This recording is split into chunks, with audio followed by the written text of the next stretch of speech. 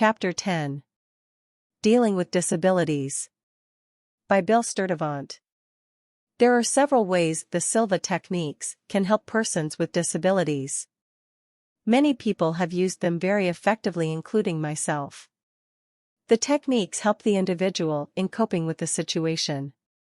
Some people grow bitter when they are hit with a serious problem, but that doesn't help. Improving our own attitude about the situation has enormous benefits.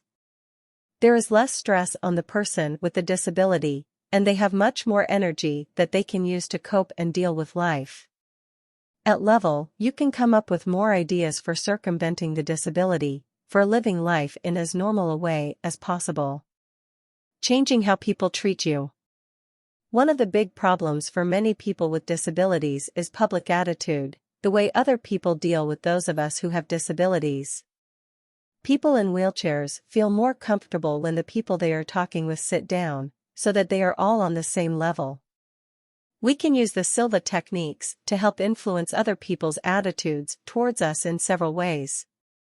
You can use mirror of the mind to visualize and imagine people treating you the way you want to be treated. Also, when you spend enough time at deep enough levels and learn to cope with your own situation, learn to turn it into an advantage and change your inner attitude and your inner pictures, then you project this new positive, can-do, attitude instead of a poor-me attitude, and this is much more pleasant to other people.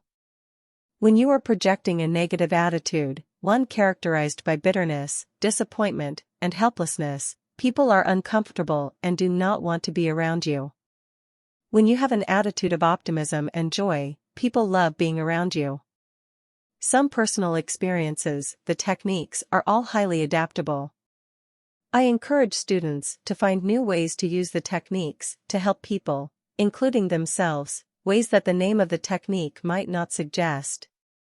Who would have thought that multiple sclerosis, MS, symptoms could be corrected with the habit control technique that I learned in the basic lecture series? Something told me to try it, since my sister had MS, and it helped her stop her choking problem, to stop shaking her head, and to begin feeding herself again. Attitude is everything. If I had had a poor-me attitude, I have no question I would be dead now. When the neuro-ophthalmologist told me that he thought I had MS, I was on my way to Laredo to become a Silva instructor, and I knew there was nothing I could not overcome with the techniques. I blew him away, because I think he expected me to be devastated by the diagnosis, considering my sister's situation. Positive affirmations helped me a lot when I was correcting my eyesight. I had a whole sequence of affirmations I went through, at least 3 times a day, every day, along with my visualizations. I still repeat it occasionally. Although Silva is a program of mind control, doing something physical is not cheating. I encourage people to do things like massage, physical therapy, or foot reflexology, or to take herbs if that will truly help the condition and not just alleviate symptoms. I don't want people to become a lifetime subsidy for the pharmaceutical industry, but sometimes those things can help a person to concentrate on what they need to do for their healing. And as Jose Silva said, if you have a serious problem, throw everything at it that you've got. The more I study this field, the more I understand that love is all there is. I once heard a doctor say that he had never seen a person with an autoimmune disease who loved himself or herself. And I thought, yep, that's me. So now I also program to love myself more. You have to love yourself enough to want to do the programming. You have to love yourself enough to believe that you are worthy of good health. And of course, the more you love yourself, the more you can love others and help them. Finally, I have some caveats. First, there's the idea of being careful what you wish for because you might get it.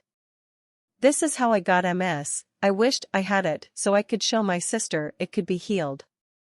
Second, don't quit programming when you think you are recovered. Keep up a minimum maintenance dose of programming to be sure that things keep going the way you want them to go.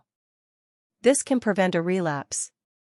Third, okay stinks.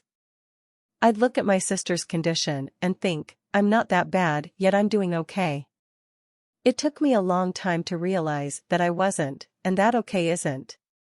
Bill Sturdivant has been a Silva instructor in Juneau, Alaska, for the past 15 years.